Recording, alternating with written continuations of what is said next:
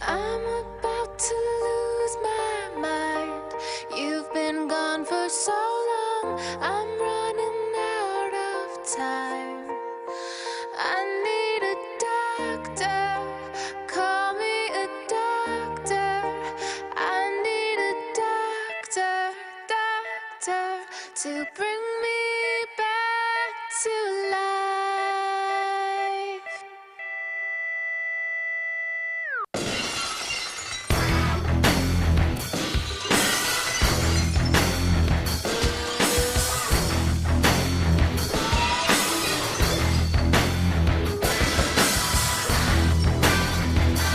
Hey guys, Dr. Oxide here with a review of WWE All-Stars on the PlayStation 3.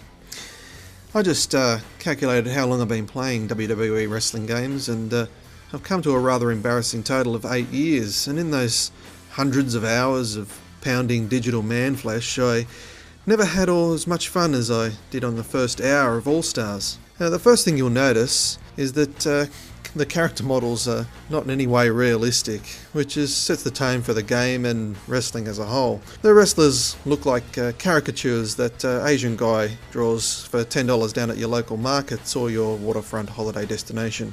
They've got massive arms, barrel chests, huge chins, and wooden hair. The matches are equally unrealistic. Gone is the traditional stamina bar from previous SmackDown vs. Raw games, replaced by a traditional fighting game life bar.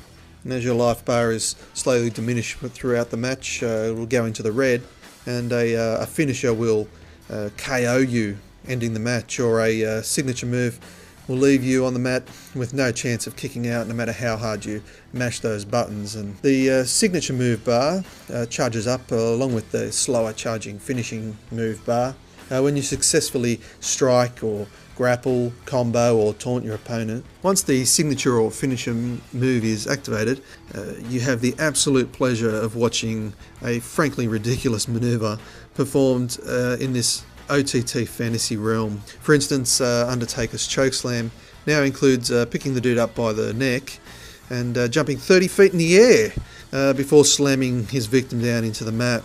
All of this is done with comic book-like motion and explosion effects, and in slow-mo.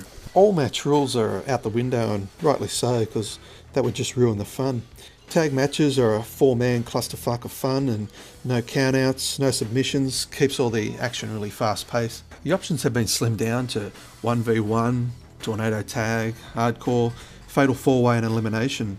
A couple more match types or challenge modes would have been nice, but I suppose that's for the sequel.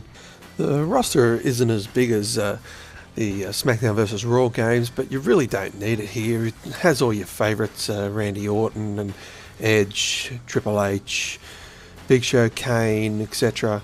The legends are really what this game is about, and it's got all the main guys, Rock, Stone Cold Steve Austin, Andre the Giant, right down to Jimmy Superfly Snuka. They're all here in that wacky style with their signature moves, finishing moves, taunts, etc. all intact, even though some of them aren't even with us anymore. The real draw here is the Legends vs Superstars matchups. This mode pits the old school WWFers against the superstars of today. Some of these are great, like Andre vs Big Show for the greatest big man. Others are just baffling, like Macho Man vs John Morrison for most charismatic. Seriously? John Morrison, charismatic? Okay. All the matches begin with a history lesson video on the opponents with footage of them at their best. This is great for fans and newcomers alike, and I've watched some of them several times over.